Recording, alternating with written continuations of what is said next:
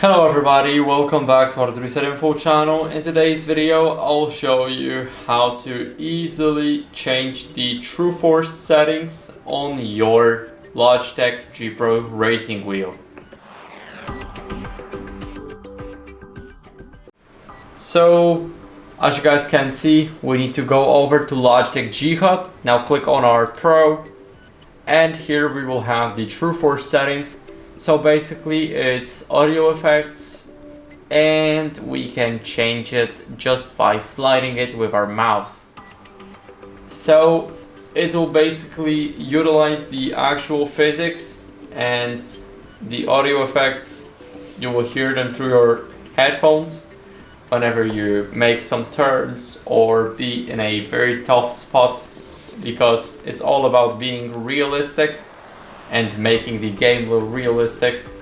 And that's basically it for the video. I hope it was helpful, and that's it. Bye.